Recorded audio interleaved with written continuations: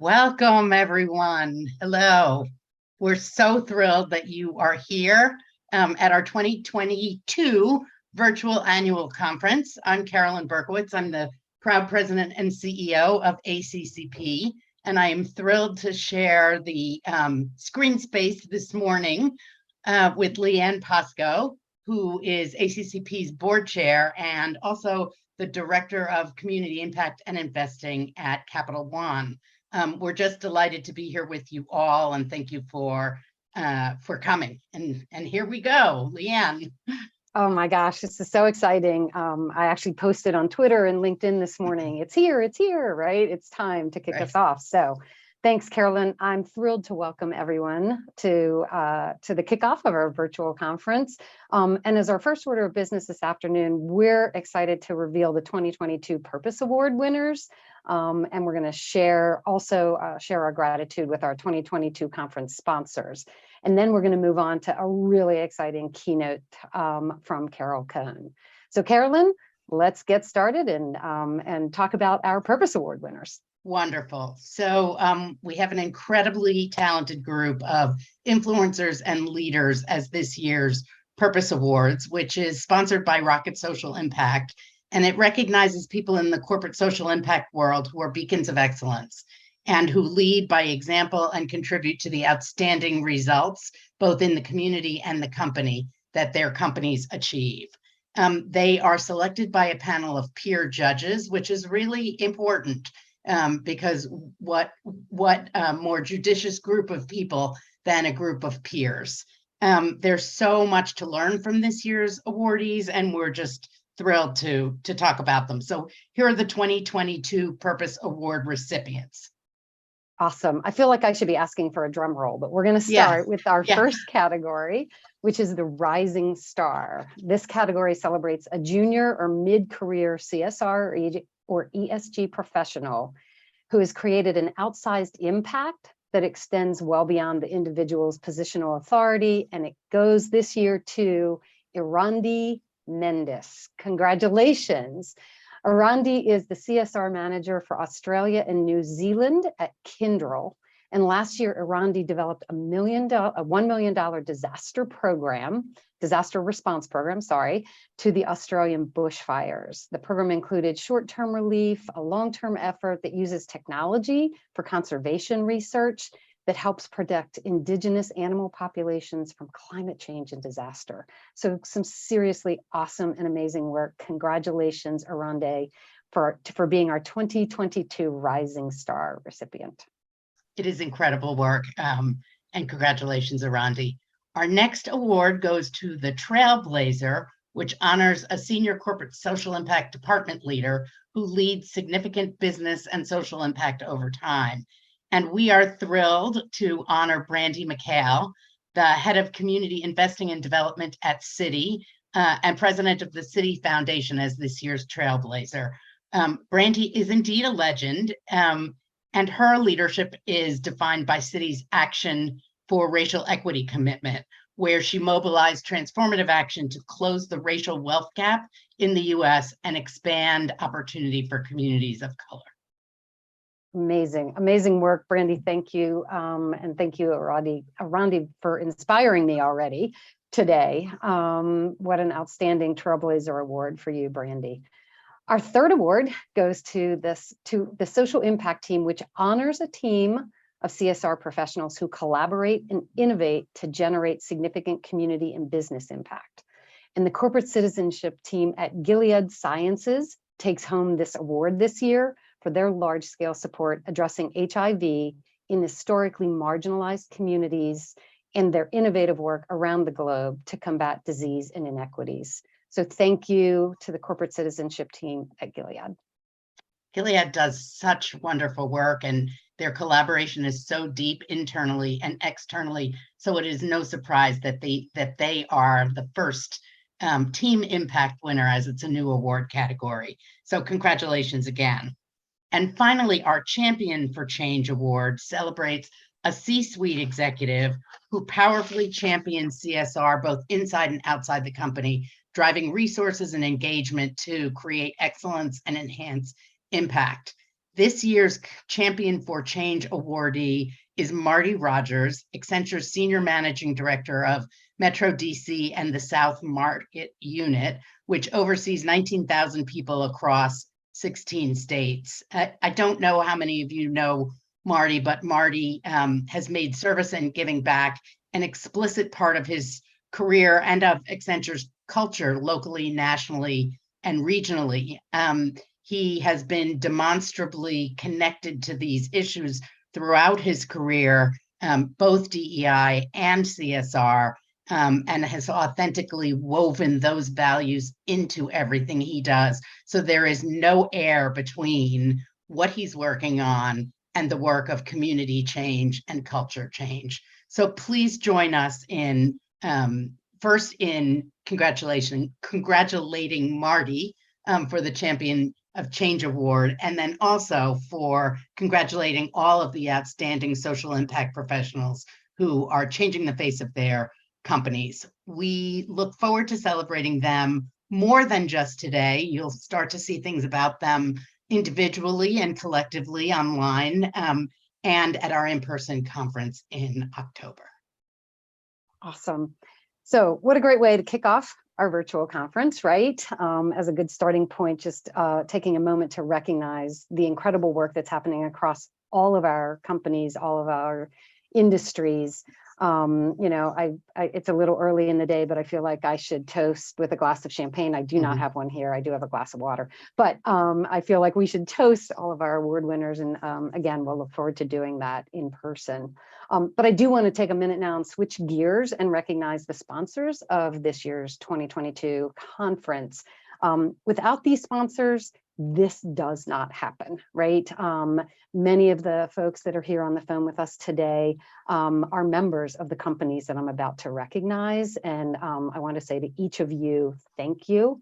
To each of your companies, thank you for giving us the space and the agency and the opportunity to do the things that we do to support the work that we all do collectively. So we really appreciate and value these partnerships. And I'm going to just highlight about 10 of these organizations, these companies at the leadership levels.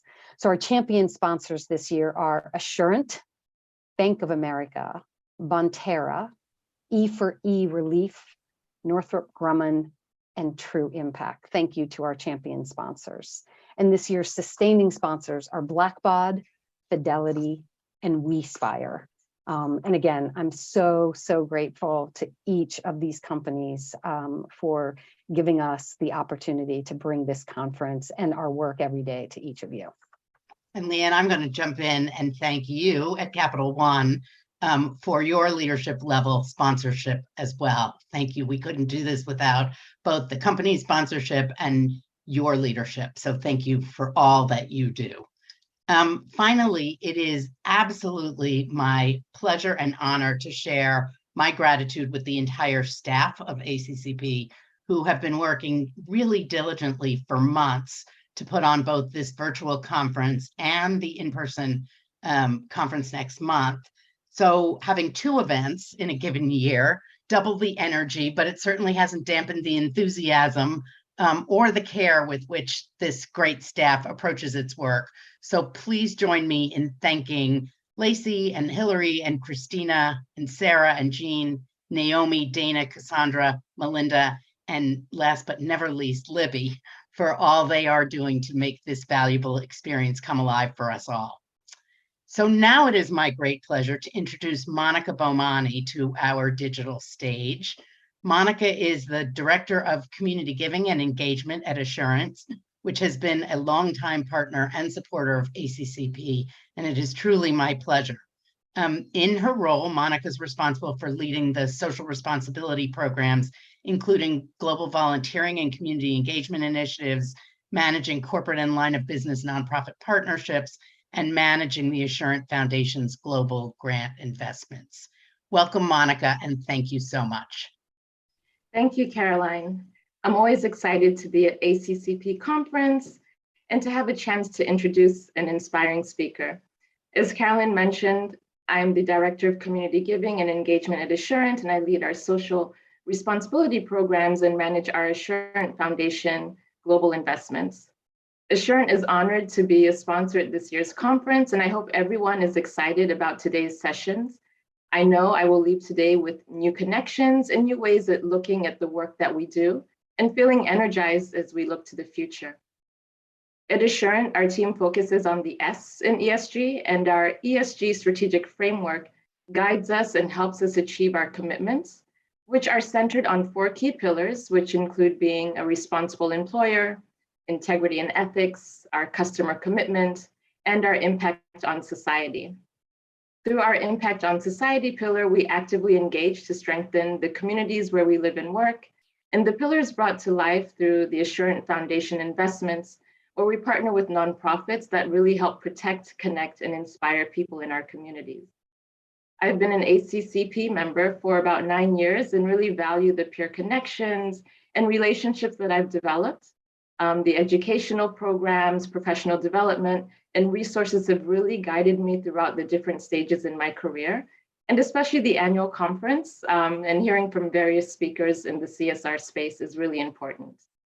And now I am thrilled to be able to introduce our first general session speaker, who I think we can all agree really needs no introduction, and that's Carol Cohn. Carol Cohn pioneered the field of social purpose in the 1980s, and today is widely recognized as one of the world's foremost social impact experts. Her work has built global movements, garnered hundreds of awards, and raised billions of dollars for worthy causes. In this session, Carol will set the tone of the conference by talking about the evolution of the field from the early days of cause marketing to today's investor focus on ESG performance, and set the stage for attendees with a glimpse of what the next generation of responsible business looks like. So now I will turn it over to Carol. Thank you. Thank you, Monica. So thank you, Monica, and thank you everyone at ACCP. It is an honor to be able to share almost 4 decades of work and insights and partnerships and friendships, because the field that we all work in today, our time is now. And it wasn't that way, you know, when I started in the 80s and the 90s. I got pat on the head and say, aren't you a sweet, nice little girl? It is now because we live in a transparent world. And so today I'm going to share with you around 12 case studies. I use a lot of video because I believe the organizations, some will be some of our work, but a lot of it's others' work, really gives you the impact and the breadth of what is happening with brands, with B2B companies and B2C companies. So I also want to talk about the power of purpose. And okay. I want to start by saying there are a lot of words, and we heard them in the introduction. We heard CSR, ESG, social impact.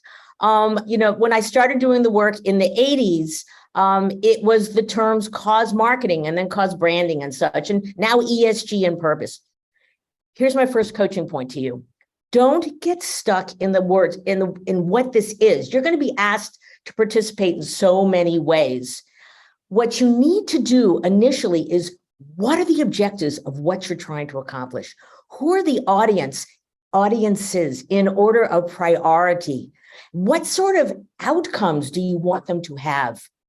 There are so many, it's word salad out there. So starting with that, showing that you're highly strategic will win you a higher and higher seat at the table. And being at that table today, that is where I know all the people that I know, they want to work for us, with you and such in this field. So what does purpose do? And purpose, I love, there's a line one of my colleagues uses at Carol Cohn on Purpose, CCOP. It's purpose is not a statement to be laminated. It is to be lived.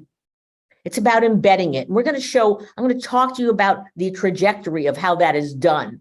What does purpose do when it is, and it is the overarching reason for being, the aspirational reason for being, beyond profits, grounded in humanity for an organization or a brand.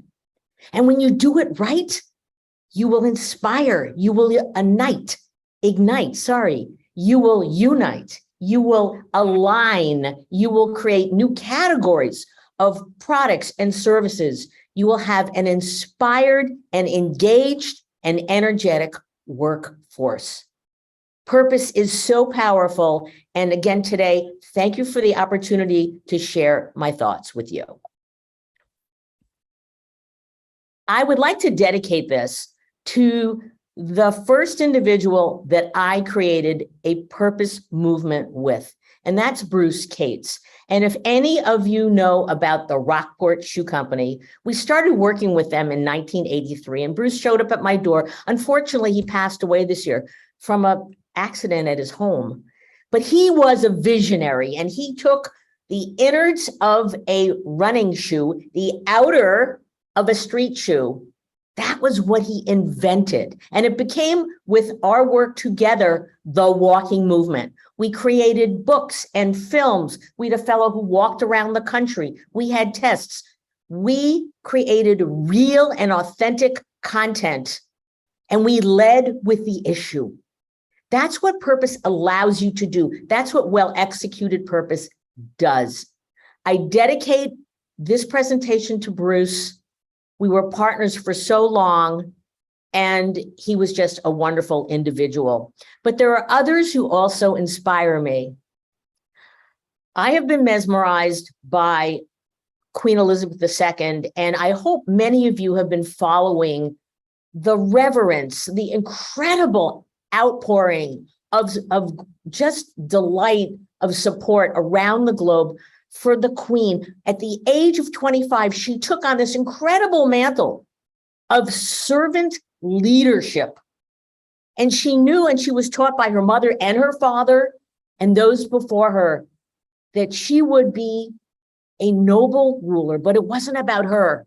It was about serving her people. And I love this quote from the Wall Street Journal, calling her Elizabeth the Good.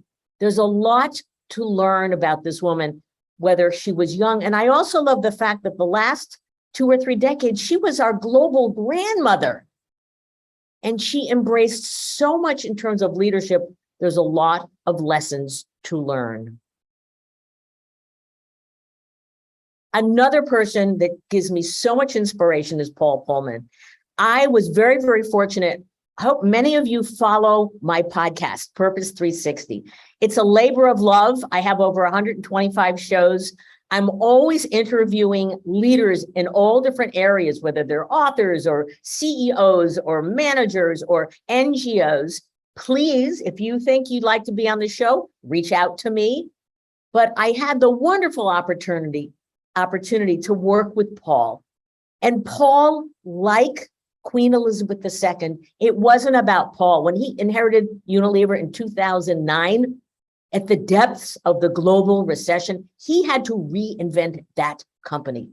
And he did. He gave them a noble purpose, a North Star, that they would make. It was the Unilever Sustainable Living Plan. They would make sustainable living commonplace.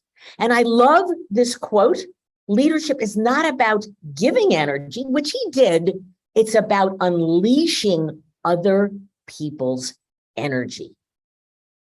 Another individual that gives me incredible inspiration is Hubert Joly, the former CEO of Best Buy. I love this quote, but this is a gentleman who took on the job at Best Buy when it was about to announce its bankruptcy. And he knew they needed to be more than selling TVs or DVDs at the time or such. He needed to create, again, a noble goal for that company to get their employees inspired again, to get their employees to to have relationships, to have solutions with their customers, not just products and services. And their purpose, very simple: enriching lives through technology. And Hubert listened to his people, worked with his people, his people first. They were the engine that drove that company forward. And they had huge successes, a 263% growth over 5 years. By the way, Unilever had a 300% growth over 10 years. And one of the things that this very large noble purpose, enriching lives through technology, provided to Best Buy was a very large way to think about new products and services. And one of the areas they went into was providing home technology monitoring for seniors to allow seniors to enrich their lives through technology, to remain in their homes. A whole new category of business was created by Hubert. Now, people ask me, Carol, gosh, you know so much. Well, what should I follow? What should I learn from? One of the things, another coaching point, you've got to be a self-learner. There is so much content out there. That's great. But you've got to make a commitment to read every single day, read books. These are 3 of my most favorite books. Paul Pullman's Net Positive. It's the story of Unilever, never told, with Andrew Winston, both incredible individuals. The Heart of Business from Hubert. And in the middle, Alan Murray, who's the CEO of Fortune Media, Tomorrow's Capitalist. This is the true journey and the shift and the pivot for CEOs to embrace purpose. And if you have naysayers, and I'm sure you've got a lot of naysayers in your organizations, buy these books, share these books, have book clubs. I do that all the time. And I send these books to people who I really want to rise up. Now, again, I've had Alan and Paul on my podcast. That's the Cliff's Notes. You can go quicker and listen to that. But no matter, there are incredible guides out there for you to up-level your purpose abilities, your ability to lead, to persuade, and to embed amazing, amazing initiatives. And what happens? What happens when you truly have an organization that has, like Hubert or like Unilever or others, who have embraced their purpose? It is now lived, not laminated. These companies witness higher market share gains. They grow 3 times, not 1, not 2, 3 times faster on average than their competitors, while they're all achieving higher workforce and customer satisfaction. The power and purpose that is lived. But ultimately, at the end of the day, we are no longer in command and control organizations that was 2 or 3 decades ago. We have agency. Our customers, our communities have agency. We can decide who we're going to work with, what we're going to buy, who we're going to talk about. So organizations, the power of purpose today is ultimately they are more human, and you are the people who are bringing that humanity to life. Such an exciting time for all of us.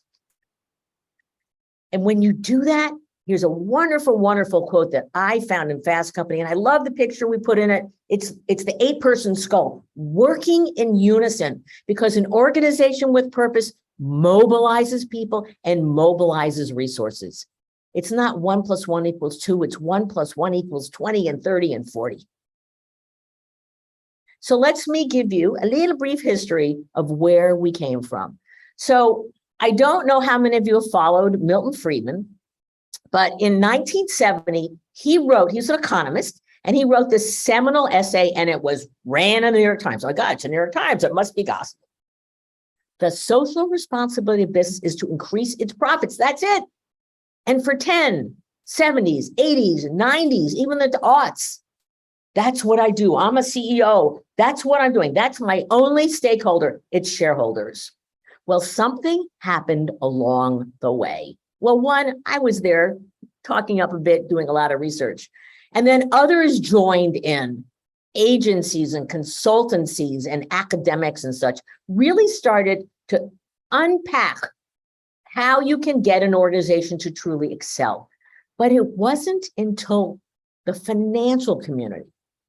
I love this picture of Larry Fink. He's the CEO of BlackRock. It's about a $10 trillion, 10 trillion assets under management. And he declared in 2018 that without a sense of purpose, no company can achieve its full potential. Wow. That was the statement as Milton Friedman's statement went around the world. This is the one that went around the world. But this wasn't only a year-long declaration. Larry Fink then added in 2019 2020 he started talking about climate risk. And then in 2022, because we're in such a tumultuous time, he said, purpose can be the company's North Star to help navigate during these turbulent periods. Thank you, Larry Fink. So purpose, where has it gone from? Yes, it has lots of different names. Remember I said, find out the objectives, the audiences, the outcomes.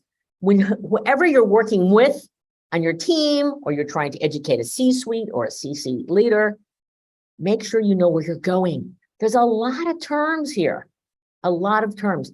But purpose, in the earlier days, it lived in philanthropy, doing good, charity, getting a pat on the head.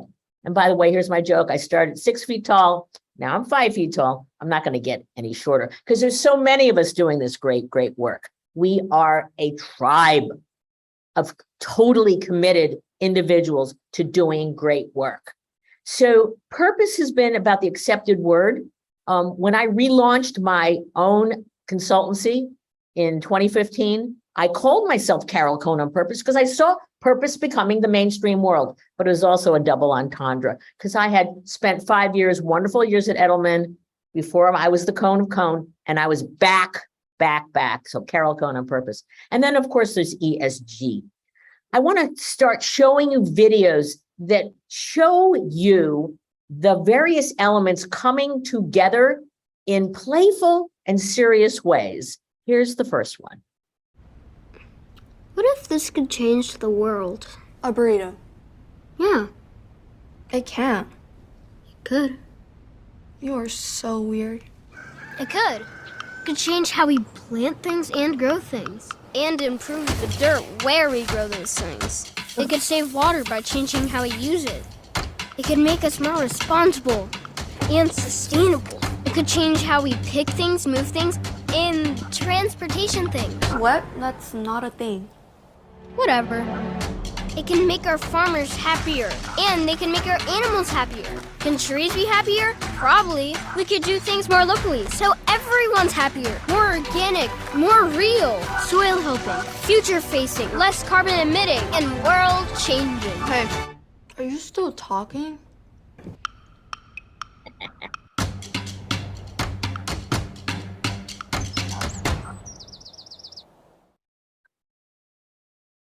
I love that. It's real for workers, for the world. And I love where Chipotle is truly double tripling down. You know, they had some real problems some years ago, and they are double tripling down on all of the areas of their purpose and their environmental, their social, and their governance commitments as well. So who else is influencing this tremendous trajectory? And one of my favorites is Just Capital. Started by Paul Tudor Jones, a lion on Wall Street. He wanted to create a new way of approaching stakeholder capitalism. And so the company, this organization, this not-for-profit, they asked regular citizens like us, with I think over 11,000 surveys over the years, what does just business look like? Because they truly wanted to engage leaders in business, in companies and such, to be more just. And this is what citizens said. Workers, 50% of the answers were workers, workers, workers. Fairness, social justice, fair wage, then communities, shareholders, customers, and the environment, in that order. The public wants large corporations to promote an economy that serves all stakeholders.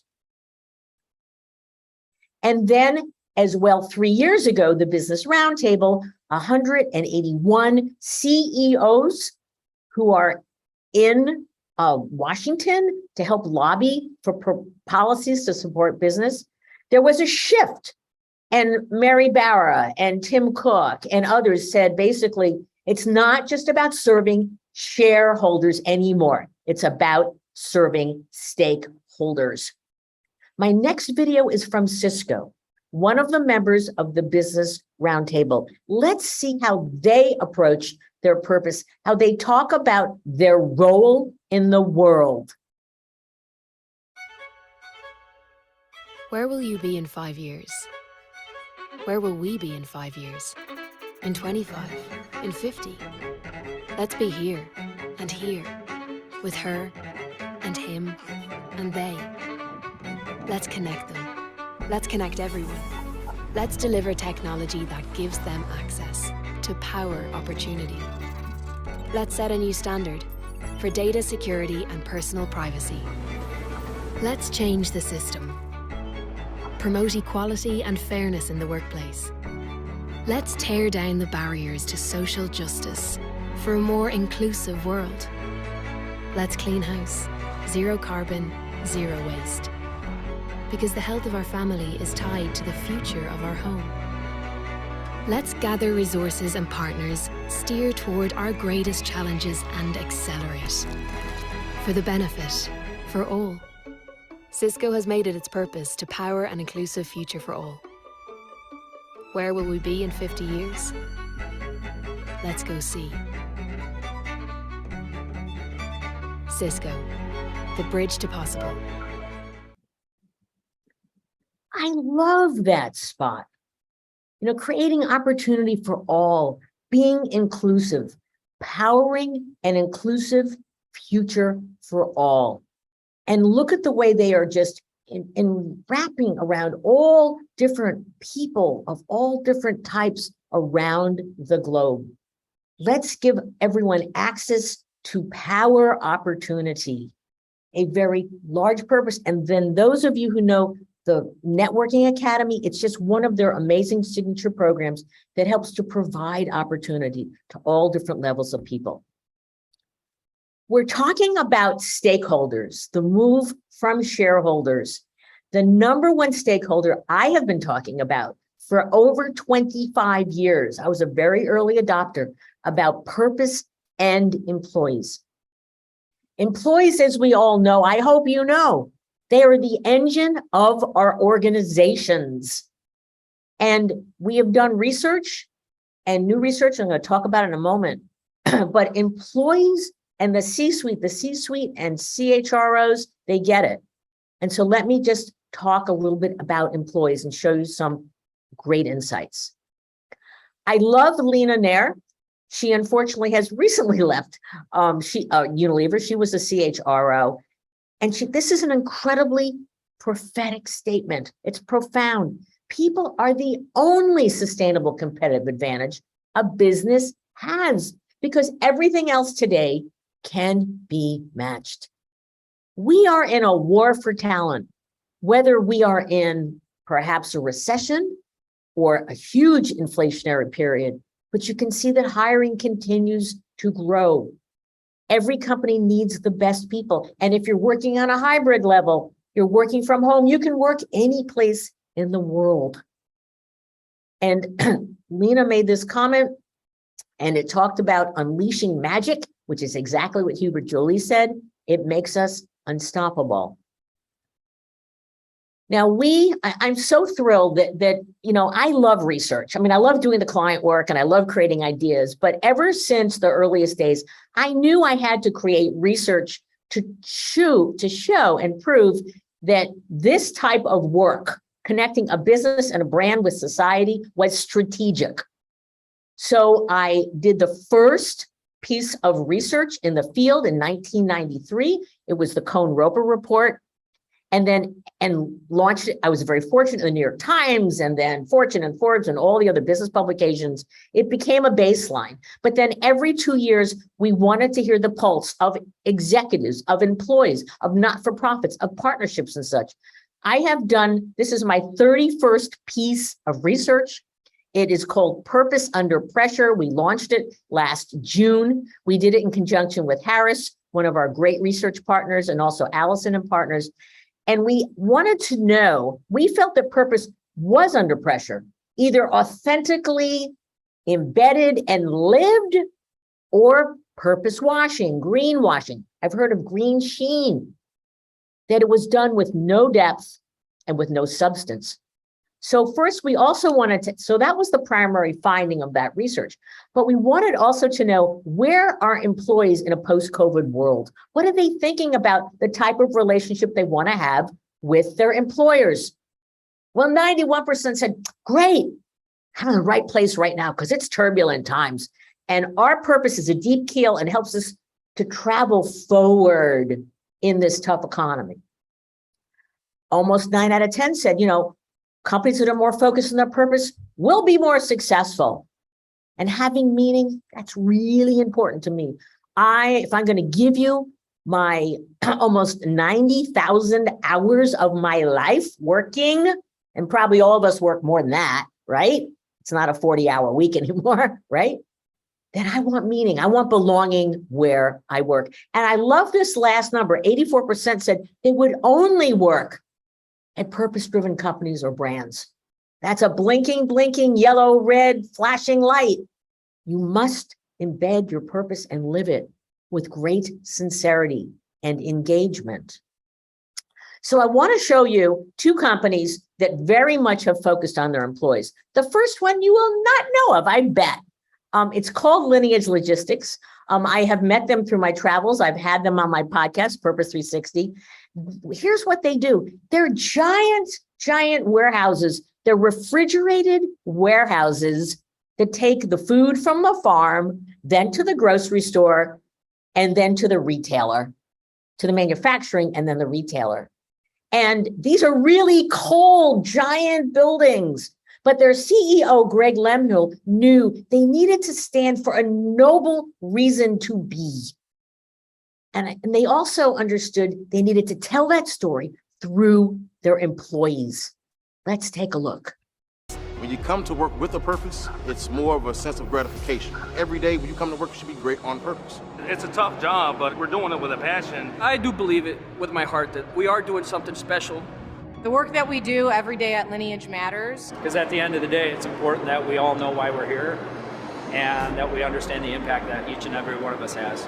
We're here to feed the world. We're here to help people out. We can't lose sight of that. Across our facility network, proud and committed team members just like you come to work with a shared purpose. Your roles are diverse and your daily tasks are different, but the impact on the way the world eats is the same. And with it comes great responsibility for all of us. To you, it's not just what we do or how we do it, it's why we do it. As we keep growing and evolving, it's important we all embrace why we're here. No matter how much we change, our reason for existing is constant. Today, tomorrow, and always, we connect people to food. At Lineage, we have a shared purpose. We are transforming the food supply chain To eliminate waste And help feed the world. To eliminate waste and help feed the world. This company manages to warehouse 1/3 of the US food system. 1/3. They also do a huge amount of work globally and they're growing. And you can see it's a tough job. It's a cold job, but they have nobility in what they are doing. And during COVID, they came together with all of their customers, and they have, thousands of customers, and they created a challenge. Collaboration is really key in doing this work. And the challenge was the 1 million meal challenge, which they quickly surpassed because they knew what their purpose was. In our Purpose Under Pressure research, there's other findings, and you can find this on our website, certainly. Employees today in a post-COVID world, they want progress. Don't give me a laminated something on the wall. I want companies, almost 9 out of 10 said you should double down on your purpose now. And in today's CEO Daily, which is a great newsletter from Fortune Media, Alan Murray, he talks to lots of CEOs. And yes, there's recession and it's going to be hard and inflation's going to stay. But because perceptions of stakeholders, you need them dramatically, that E, S, and even your G is not going away. You're going to have to do it even more. Embed purpose more deeply, create greater alignment across the company. I want to share with you another one of my favorites that truly is doubling and tripling down on employees. And with transparency, I'd like to share, Whirlpool is one of our clients. Actually, I'm at a Whirlpool meeting right now in Benton Harbor, Michigan. We had a wonderful meeting with one of their core partners. the company's vision, and by the way, some companies don't have a purpose statement per se, they have a vision statement. They interchangeable words, but you need to again know what it is, where it's going. Whirlpool's vision to be the best kitchen and laundry company, yes, but in constant pursuit of improving life at home.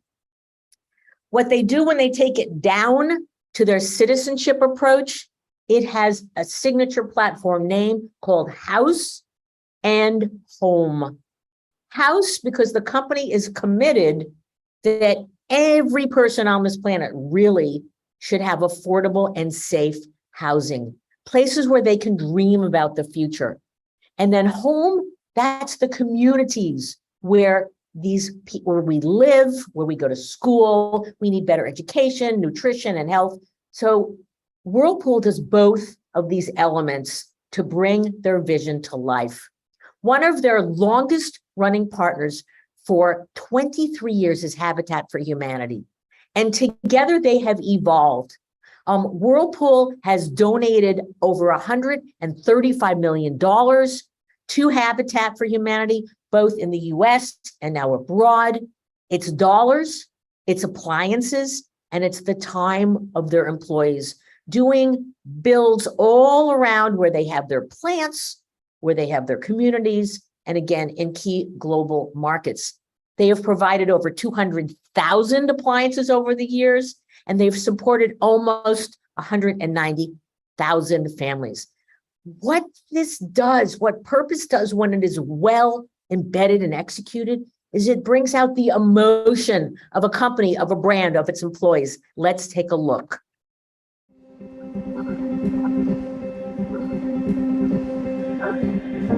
There's more love in this world than we realize. If anybody is ever having a bad day, they just have to go to a Habitat site, because there's no way you could go out there and not come back changed. This is the American dream for me, having a house.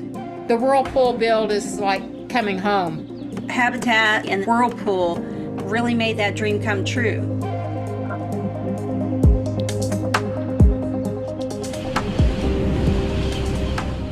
I was born poor, raised poor. My 3 kids and myself, we were sleeping out together in one bed. It's a very humbling experience trying to raise 2 babies, living on Section 8 or food stamps or, daycare vouchers. I was a single mom. I had Nicholas, and we lived in an apartment. We had horrible neighbors. Not a great situation. I didn't feel good about myself. I wanted a home. I wanted a yard. I wanted security and feeling safe. I wanted to feel safe. And the next comment is I wanted to be able to dream. That's a piece of a 6-minute mini doc that we created on behalf of Whirlpool to show their employees around the globe the power of what really truly bringing their vision to life and then bringing house and home to life. And I would love to say to all of you that video, and you see so much in my presentations, but using video to capture the emotion, to see the progress of what you're doing, to see the collaboration is my favorite and communications way, unless you're hands-on in the field. Now let me shift. I want to show you other cases and where purpose is in a trajectory in terms of impacting organizations and brands. So let me show you purpose at the core. Now, through research, almost 9 out of 10 consumers say that companies should take a stand on issues facing society. And some companies with their purpose, they go really hard on it, and some a little softer. Let's take a look. I love this purpose statement from Patagonia. We're in the business to save our home planet Earth. Now, this company is amazing. Started by Yvon Chouinard, an avid outdoorsman. They make products that are environmentally sensitive. Their supply chain is very much part of how they are sensitive to it. They have amazing programs such as recycling worn clothing that they will repair or they will recycle in some way. But they also have other programs. They have something called Patagonia Action Works. It's a match.com for you and me who want to engage in our local markets, helping environmental NGOs. But they go a step further. And I would say spend time on their website. Look at their social impact report. It is fascinating. One of the benefits they have for their employees is they want their employees to authentically engage with social issues, maybe a protest, maybe a write-in campaign and such. But if an employee is arrested for nonviolent acts of protesting, Patagonia will provide legal representation at no cost to that employee. Wow, that's putting your money where your purpose is. Of course, we all love Ben and Jerry's. I actually grew up with both Ben and Jerry. I know them personally. And we love their ice cream because it's delish. But they also totally intertwined their ice cream, their social impact with their products and services. And when they sold to Unilever, it's a very interesting point, they put together principles of the sale that allows them to maintain their focus on social impact. Now, Unilever. I am such a huge fan of Unilever. I had the opportunity to work with Unilever when I was at Edelman. We worked on Dove, we worked on Vaseline. The Sustainable Living Plan, it is absolutely the bedrock of looking at how a purpose is then embedded into the company with key goals, key programs, and it ignites growth. And one of the things that Unilever does, you can see the growth here, but about 9 years, 8 or 9 years before the 10th anniversary of the USLP, they went to almost their entire employee population, and they went through an exercise to truly unpack what is the personal purpose of an employee, and then find how that could then align with the company's purpose. Now, Paul Pullman has left, but the Unilever Sustainable Living Plan lives on.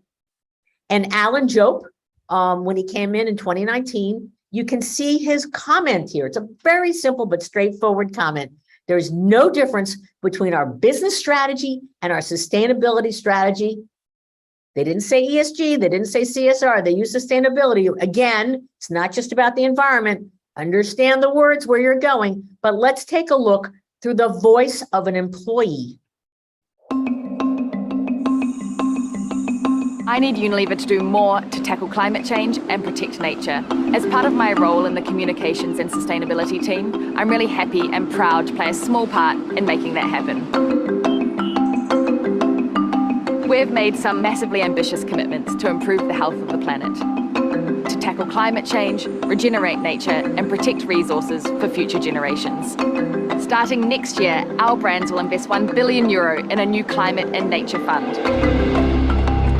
Our brands will use this money over the next 10 years to do all sorts of things, including working with smallholder farmers to improve soil health, use water more efficiently, increase biodiversity, and reduce carbon emissions.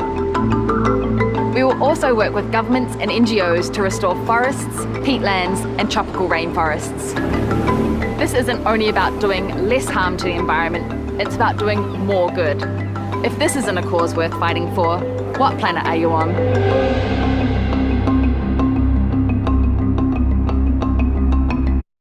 Doing more good.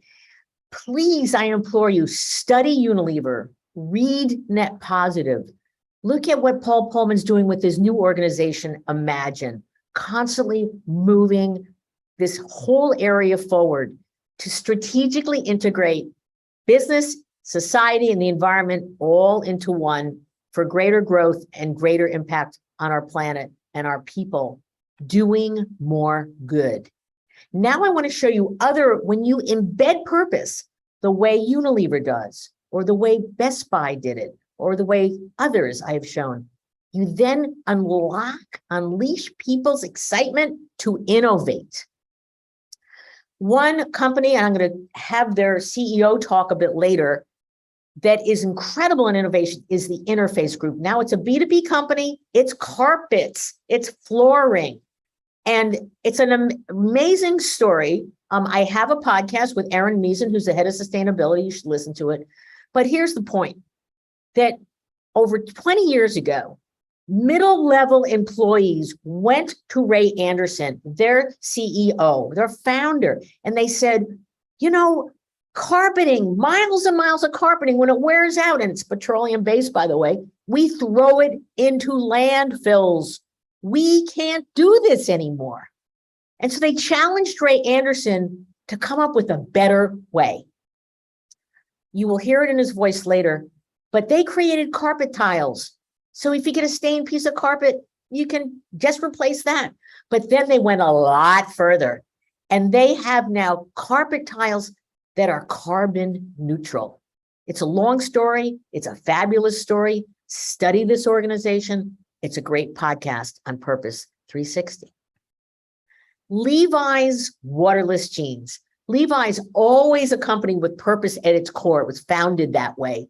But again, a group of highly passionate and well-informed employees, not at the top, but at the middle of the company. They were talking about, how are we more sustainable? And one employee said, you know what? There are 41 liters of water in one to make one pair of jeans. That's not acceptable. So it took them, they put together this task force. It took an engineering and all sorts of different areas of the company, inside and out. And they came together and they reinvented the way to make a pair of jeans that looked like a normal pair of Levi's 501s, but they're only made with one liter of water. And I was in New York City when they launched this, and they got an extraordinary response. But look at the time, and that was some years ago, but look what they have done. Saved billions of liters of water and recycled nearly 5 billion liters of water.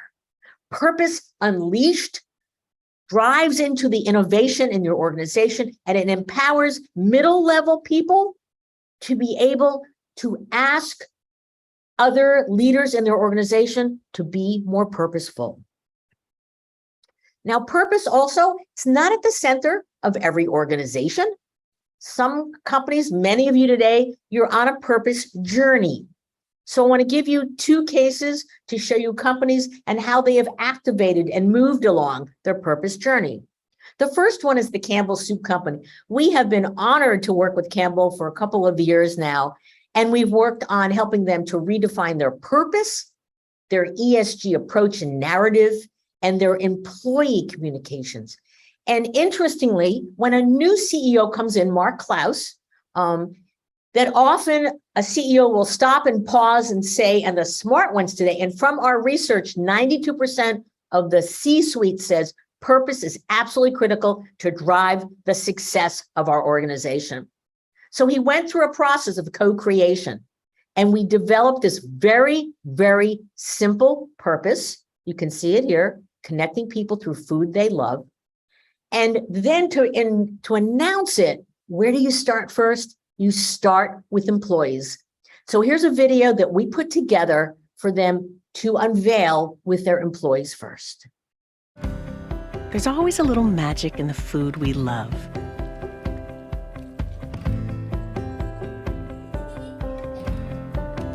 Because the food we love doesn't just feed us, it unites us, connects us, brings us together, and brings back memories. The food we love takes us home and makes a home. It's there when we need it and makes us feel good. It brings us together even when we are apart, sparks our imaginations, and fuels our dreams. The food we love helps us to say things we just can't put into words, and soothes us when we need a hug.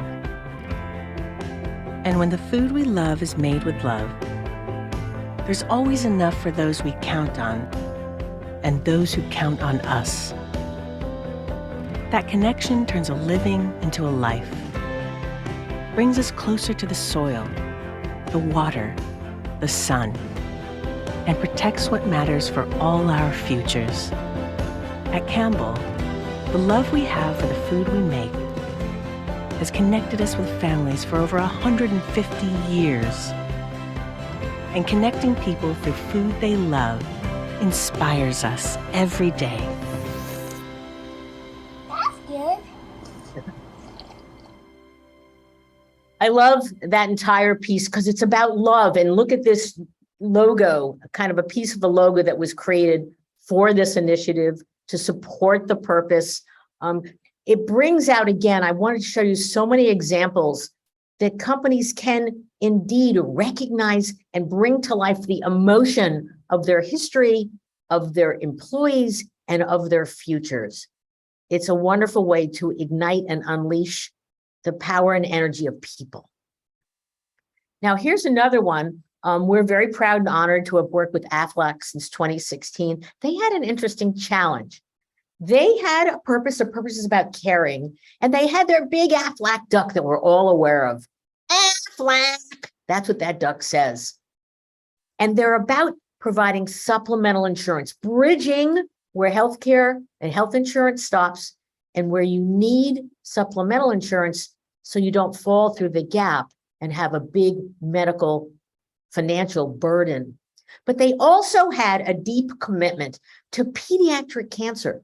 They had funded over $150 million to Children's Healthcare of Atlanta. There's an AFLAC unit there, really helping children get through cancer and blood disorders.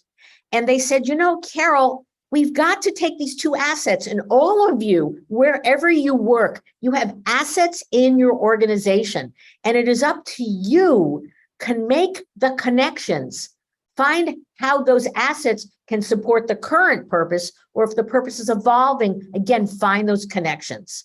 So our idea was to take that big AFLAC duck, AFLAC, and connect them to children through creating a social robot that was designed after a year of talking to over 100 families and doctors and childcare professionals of what does a child need going through 1,000 days on average of pediatric cancer treatments. Let's take a look. What if we could make a change in the lives of children with cancer right now? I was told that, I'm sorry, your daughter has cancer, and I was just in total shock. Everything's really new in the beginning, and they have no idea what to expect. Each year, more than 15,000 kids are diagnosed with cancer in the US, and the average length of treatment is 1,000 days. And so we thought about the need for emotional comfort for these children. And now we have the opportunity to bring the latest in social robotics into the field of medicine, bringing comfort and joy through this daunting process. Oh, that's awesome.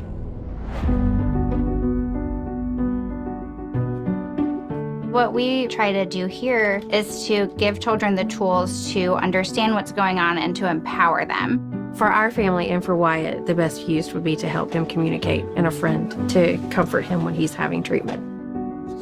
Play is natural to a child. Play is really how they learn and how they process. So we leveraged play and some of the latest technology to create healthcare tools for kids with illness. Everybody knows the AFLAC duck. We wanted to bring the AFLAC duck to life into a caring companion for children with cancer. It responds and moves in a lifelike and natural way. They could feed their ducks, bathe their ducks, and when you tap these different cards to the duck's chest, it behaves with that feeling to help children communicate their feelings. By the time the duck is shipping, we will have spent 18 months designing, testing, and iterating with hundreds of families, doctors, and experts. Hi, Levi. What do you think the duck is doing? Singing. Duck is singing. Yes. First and foremost, the duck is a constant companion for children throughout their treatment journey. He's kind of cute. He's kind of cute.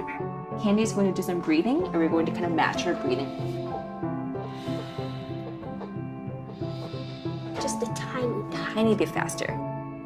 Perhaps most important of all, the ducks can share in the patient's experience. Okay.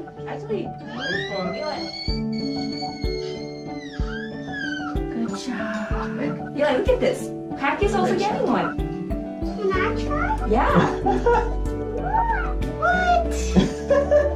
I think it's so awesome. You just feel comfort, with something like that. I really like the Aflac duck to be your friend, to help you get through all your tough times here. I think the duck has the potential to have a huge impact on our patients, our families, and our healthcare program as a whole. So technically y'all gonna make it happen to give everybody one or something? That's the goal.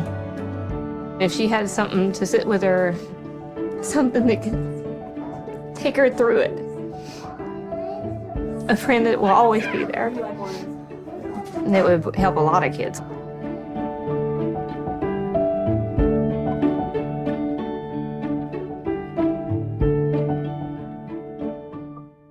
That little duck, we introduced him. And the idea, I'd just like to say, I had the idea over lunch when I was lunching with my friend Aaron Horowitz, who's part of the Purpose Collaborative at Carol Cohn on Purpose. And my superpower really is connection making. And I wish for you that you understand your superpower and apply it to all the purpose endeavors that you do. We introduced this cute little guy at the Consumer Electronics Show. And Affleck said, I don't know. And I went, yes, you're going to be there. And there's 5,000 media there. And we stole the show. We won 3 Best in Shows, Technology for a Better World. We had an extraordinary, it was like 2 billion impressions in 4 days. It never happened to me in 38 years of my career. We were Best in Show at South by Southwest. We went to Cannes, won Cannes Lion. 15% from a measurement survey of the adult population of the United States knew about this little guy and the name Aflac. And by the way, Dan Amos, the CEO of Aflac, named that little guy. And we presented, it was really smart to call him My Special Aflac Duck. When we presented this to Dan, he said it was the best idea he ever heard. The best idea. We were worried about that. He wouldn't like it. He loved it. And so 50% of the US population knows it. Almost 100% said they would absolutely entertain an Aflac product. So it created relevance and it created a door opening to this is a company that cares. This is a company whose purpose is care on purpose. Actually, that's their purpose today. But most importantly, and it did have an impact on their stock, by the way, for a short amount of time. And I wish for you, you can come up with such an amazing breakthrough idea. I really wish it for you. It's hard to go through it and you got to stick through it, but it's amazing. But the most important thing about that little guy, there are 16,000 of them donated. They never charged any child, any parent, any hospital. They are donated to children every single year, 16,000 to date. And if you look at that video, I think some of the parents needed the comforting as well. So as we begin to enter the home stretch of my conversation with you, I want to talk about 2 urgent issues, and they will not be surprising to you. The first one is climate, that every single company is addressing climate in their own way. Some bolder, like General Motors. Such huge props to Mary Barra. You know, their purpose is moving humanity forward. They have made the very bold declaration and commitment by 2035, GM will stop making new gas-powered cars and light-duty vehicles. And you can see what's happening in the automobile business, how that is shifting. And indeed, in the last month, California set the law that they will not allow any new gas-powered cars to be sold after 2035. This is a huge, big bet for the automotive industry, and it's shifting in major ways. Who said? Wait. I want to go back for a second. All right. I also want to show you a conversation that Ray Anderson had at a university. Unfortunately, he died in 2011, but he's going to talk to you about what it's like to go on a purpose journey.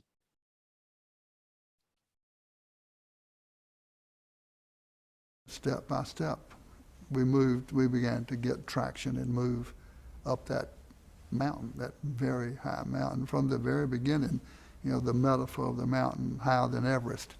And our people, one by one, made up their own minds. Not something that anybody dictated, thou shalt do this. People adopted it on their own. And, and the goodwill in the marketplace. It's just astounding. Those same people that were asking that question 11, 12 years ago, what's your company doing, have embraced the company for what we are doing. We're changing minds and changing hearts, and we are changing the culture of a company, and we're changing the culture of an industry, and in time, we might even change the culture of a culture. It's turning out to be a better way to make a bigger profit. The amazing thing is, here we are 11 years into this journey, and our costs are down, not up. Our products are the best they've ever been through David Oakey's adoption of biomimicry. Our people are motivated, but I suppose when people see it, they get it, and they can never unget it. Like somebody said, there's no such thing as an ex-environmentalist. When I saw carpet tiles the first time, I thought, so smart, so right. When I saw sustainability and finally saw it with Hawkins' help, it was very much the same feeling. So right, so smart, but orders of magnitude more important. And today I would say that pioneering this new way of doing business is the ultimate purpose of Interface. It goes beyond the bottom line to a purpose, a higher purpose that all of us can subscribe to, be part of, be motivated by, and be challenged by. When Ray Anderson died, we lost an amazing visionary. But again, he said, people within his organization adopted this approach on their own. They found a better way to make a bigger profit. And once you get it, you never unget it. If you have C-suite individuals or your CEO and he or she is on the fence, show them. There's a whole series of these videos from Ray Anderson. Again, you've got Paul Pullman, and you've got Alan Murray, and you've got Hubert Joly and others. But here's another indication of a person who listened to his people. Remember, the request came from the middle of the organization, and he didn't know the answers. But together, he had humility, he listened, he was curious, and together they went on a journey that totally recreated their entire industry, he said, and changed the culture of their culture and a culture of an industry. It's too bad that he died so young. I miss him. P&G, equality, DE&I. Of course, companies were on this path before George Floyd's murder. And I want to show you something that P&G did, which I saw years ago, and then I watched them become bolder and bolder and bolder in terms of their commitments to DE&I. So in 2016, they do a ton of research on their consumers because they have 5 billion people their brands reach. And they saw the shift in terms of their diverse consumers, especially Blacks, who were demanding and needing different things from companies. So they decided this isn't about a product. This is about a declaration of a point of view. And they created this short film. Who said that? The lady at the store. That is not a compliment. It's an ugly, nasty word, and you are going to hear it. Nothing I can do about that. But you are not going to let that word hurt you. You got your ID? Yeah. Guess I stopped you. Good. Now, when you get pulled over... I'm a good driver. Okay? Baby, Don't worry. this is not about you getting a ticket. This is about you not coming home. I'm gonna be okay. Right? Okay. You are not pretty for a Black girl. You are beautiful, period. Okay? Don't ever forget that.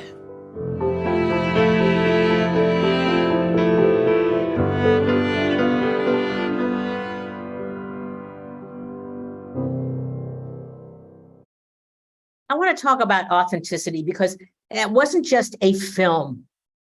P&G went on a journey because Mark Pritchard and other senior executives knew they had to become more sensitive to their employees, to their consumers, to all their stakeholders.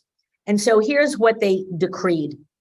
People behind the camera, whether it's video or films or stills, they will represent a diversity of our consumers in the country. People being in front of the camera, taking pictures of or being in ads or videos, they will better represent. They then went on to do 2 more of these short films and release them, but they did more. They looked at their internal employee policies, and they are on a journey, they're not perfect, to constantly change, inspire, hire, recruit a more diverse employee population. The other thing that they did, which was really wise, they provided a tremendous amount of resources on their website for you and me to learn a lot more about bias, about racism, and such, so that we could have better knowledge and agency.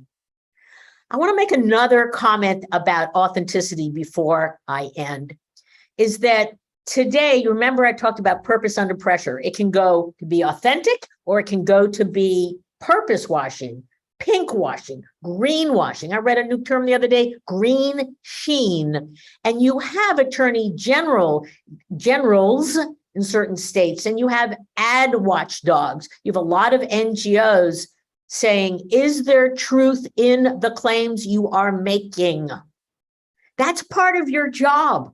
Part of your job is to be, as I call myself, a rabble rouser or a dog with a sock, to truly say to your advertising folk in your organization or your partners, are we truly being authentic in what we are trying to advance? It's not just about the communications and a pretty picture and, you know, a social post. It's about having a true impact. Along what sort of time with our partners. Please, please be authentic. I do not want to see, I don't want to call from you saying, hey, we're in trouble. Our reputation just got absolutely nailed. You got to be careful. The work is really important, but you also got to be the protector for your organization. So when you do this work every single day, I love this quote from Peter Drucker, because he says, every single social and global issue of our day is a business opportunity in disguise. Remember, purpose is standing for something beyond the bottom line, something that truly is engaged with humanity, that comes from our core, that's aligned with our business. This is about business plus society, business plus the environment. It's truly about having a deep impact. So I'm going to end with a young lady, because I'm always looking for incredible cultural moments that tie in to this purpose type of work. And I hope you remember Amanda Gorman from President Biden's inauguration. I wanted to bring her back because what she said during her speech was absolutely amazing. When day comes, we ask ourselves, where can we find light in this never-ending shade? The loss we carry, a sea we must wade. We've braved the belly of the beast. We've learned that quiet isn't always peace. In the norms and notions of what just is, isn't always just is. And yes, we are far from polished, far from pristine, but that doesn't mean we are striving to form a union that is perfect.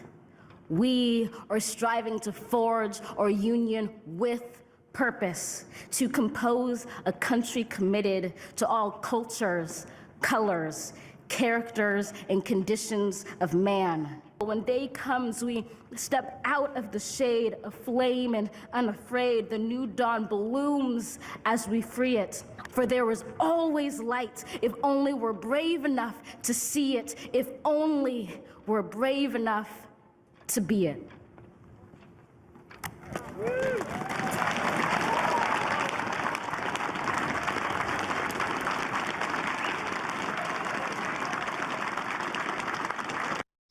So in closing, I trust you will be courageous enough to see it, that you'll be resilient enough to keep trying, that you will never be perfect. Your organizations and brands will not be perfect, but you can have a most amazing answer when you be it to this question: what is the power of your purpose?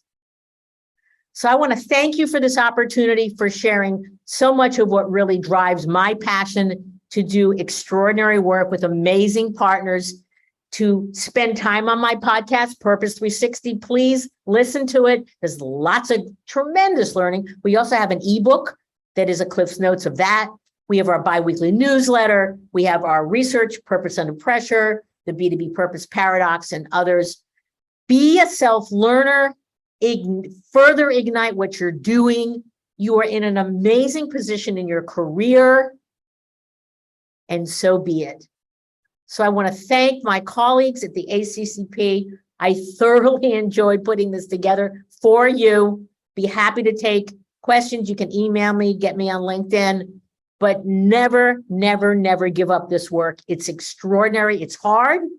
You got to stick with it, but it will absolutely, you'll never have a boring day at work. Thank you. Carol, thank you so much for that session. We do have some questions that have come in and time for a few more. So for those of you listening in, please use the Q&A box to the right of the video screen. Click on that and type your question in there. If you see a question in there that you want answered, you can upvote that as well by clicking the thumbs up icon. So to start us off, Carol, we had a crystal ball question come in. What is the future of corporate philanthropy as corporations embrace and embed purpose throughout business value chain? Well, the future is very bright because there are incredible funds in terms of the foundation that can be activated in an appropriate and legal way to advance. And we had that conversation today in my meeting at Whirlpool. And we were here with Habitat, and they were talking about, well, what can be done with the business? What can be done with the foundation? So you need to understand the alignments. And so please, please be a great student, understand the business so you can talk in the language of your colleagues and then go across the aisle and innovate and integrate together. Fabulous, thank you. And another question is, how can mid-level employees really help be a part of advancing a purpose agenda? Well, that's why I love the interface story. And that's why I showed the video of Ray Anderson, because he knew nothing about sustainability at all. He was making carpet.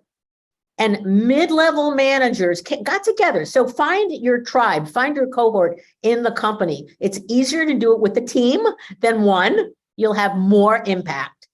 And what truly do you want to advance that's aligned with the business, that's aligned with your values, that's about, look at the statements of your CEO, look at the C-suite, find a champion, but you can, and you've got to be a great student. Remember, I said you got to read. There's a ton of newsletters. I mean, I love, again, Alan Murray's CEO Daily and CHRO Daily and Just Capital. And I love Fast Company too. You got to be a great student.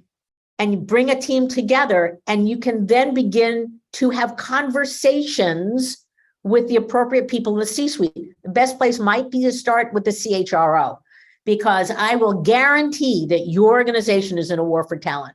I can't imagine any organization that's not in a war for talent. And so if you go in through there, and the CEO and the CHRO today, they believe in purpose, they believe it needs to move forward, show them a more powerful and strategic way. I love your point about being a student. I've been in CSR for 15 years, and there's still so much that I'm learning every day. So it's a very valuable lesson. Absolutely. So another question that came in is, how do we balance being a dog with a sock and not being seen as difficult? That's good. Thank you for using my line. First of all, let's learn from Queen Elizabeth, because she was always very gracious. You need to do, first of all, you may be pissed off. I get pissed off all the time, and I have to like, there's a little bug on my shoulder. It says, be nice, be nice, be nice, because you're going to do better not being strident. Trust me. I think you need to be persistent and relevant. And so, if you're trying to make a case, which you are, break your case down into components. And so it's kind of a pester factor, a little bit more, send an article, send the books, get a little discussion group together, be patient. I mean, I have clients where gosh, the first couple of months I went, oh my God, you've got so many assets, you've got this amazing fund and you want to do good. And I'm saying, like, why didn't you get it? When I shared with you my level set on purpose, it takes time. It just takes time. And I know we don't have time, especially with climate. So you might want to be a little bit more of a, an ankle biter on that one. But also in DE&I, you've got to advance it.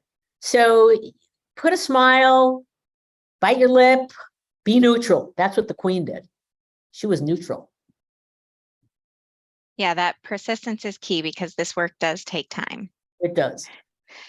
Another question we have for you is around the recent pushback that we've seen around ESG. And so, for you, what do you think the future of this work is like with all of that pushback we're starting to see? Well, it's interesting because, I've been in this field for so long to see. First, you had to say that this was strategic, and then you had to have companies doing it, and then you had to prove the measurement.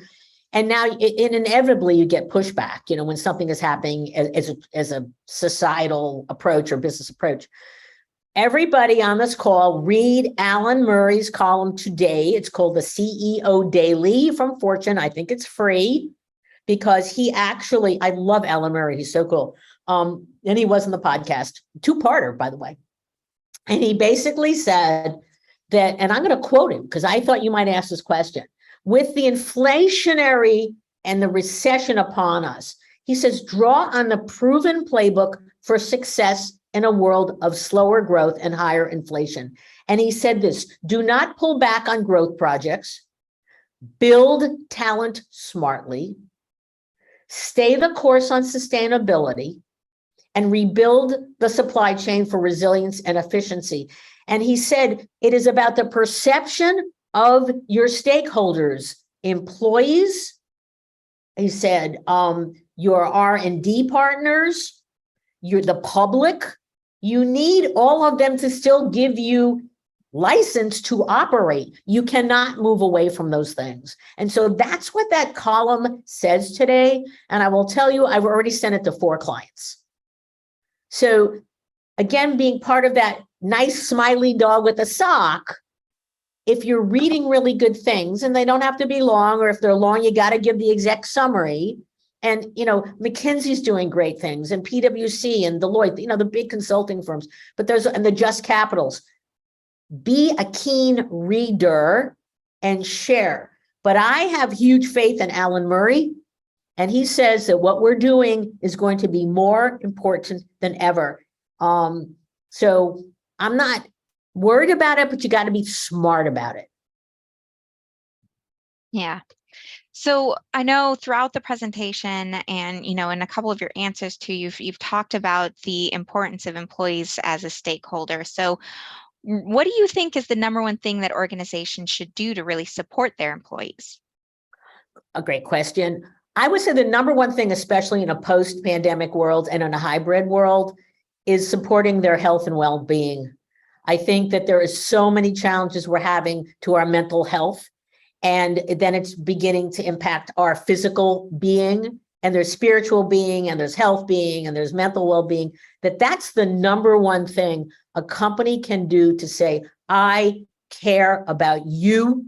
You should be here. I want you as a company, as the company wants them to truly have energy and apply it to their work. But my mental health and my physical health has got to be taken care of. During the pandemic, Starbucks, and they do have some challenges today, but they gave, I think it was over 20 hours of free mental health benefits to their entire employee population. And there are more and more. I'm giving a speech I'm doing a panel at Sustainable Brands.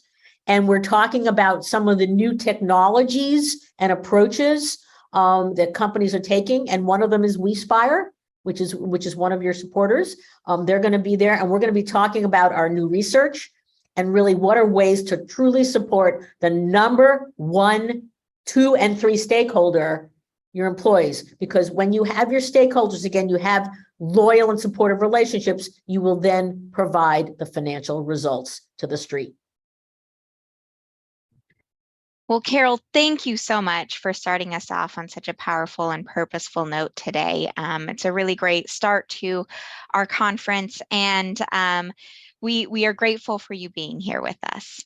Well, I'm thrilled for the opportunity. I never get a lot of time. It's like 15 minutes or 20, and I really have so much to share and their trajectory. So I really appreciate the opportunity. I had a blast putting this together, and I wish you and your colleagues and all the winners, who I'm so thrilled about their different ages and geographies, everyone's doing great work. We need to keep up doing great work. The power is in our hands now. Be great students. And then let me know. I want to know what the power of your purpose is. Stay in touch. Let me know if someone should be on the podcast. Keep reading and don't give up. Be resilient, be kind, be generous, and be smart. Thank you so much. Well, thank you, Carol. So before we let you go all today from our general session, we have plenty more in store for today, but I do want to share some reminders and updates with our audience. If you haven't yet had the opportunity to do so, please update your profile in Venue IQ. You can find that in the upper right-hand corner of your screen. A completed profile will really help you match up with other attendees to meet and connect with. And then periodically, ACCP will send you reminders about how to make the most of your experience over the next 2 days. These will appear as a bell notification symbol near your profile in that upper right corner. If you'd like to chat with another attendee, please select Connect from the toolbar at the top. Select the name of the attendee you want to connect with, and then click Open Chat once you've selected their name. Additionally, on this screen, you'll be able to request a one-on-one meeting with other attendees. And then you can also, in the toolbar, learn more about our gracious sponsors and fabulous speakers by selecting their profiles from the top. Under the Program tab, you'll be able to join all of the Learning Labs, general sessions, and our Connections and Conversations breakout rooms. Simply click the name of the session to learn more or join that session. You can also click the plus sign to the right of the session to add it to your personal agenda. Within each session, on the right side of your screen, you'll be able to utilize the Q&A box to ask questions of the speakers and group chat to join in the conversation. So if you didn't already see that, you do need to refresh your group chat to kind of keep the conversation going. There's 2 little arrow icons that look like a circle. Just click that refresh button and you can continue to see the group chat moving forward in all of our sessions. Some sessions may also have additional resources which can be found in the session description. And if there are resources that were uploaded by the speakers, you'll also see those in the session description. All sessions will be recorded and available for viewing until January 20th, 2023. So if you miss a session, you are able to come back and view that at a later date. By asking questions, sharing in the chat, setting up one-on-one meetings, you can also earn points in our engagement challenge. 3 lucky winners at the end of virtual will receive a cause card donated by Global Giving and a copy of Inclusion on Purpose by our in-person general session speaker, Ruchika Tolshian. Visit the More tab to read more about the official rules. You'll also find our attendee engagement or our attendee guide there, as well as a link to all of the session surveys. Speaking of the surveys, your feedback is really important to us as we strive to ensure our programming is meeting your needs. In the description of each session, you will find a link to complete a very brief feedback survey on that particular session. You'll open the survey, click the link to select the survey the session that you were in, and then answer the questions. We'll also request your feedback of the full conference upon completion of this year's programming. If you have any questions throughout the next 2 days, you can use the chat box in the lower right-hand corner for technical support. And with that, we're going to let you all take a 20-minute break to refresh yourselves. And we ask that you please rejoin us for Learning Labs starting at 2:30 p.m. Eastern today. Thank you all, and we'll see you in just a little bit.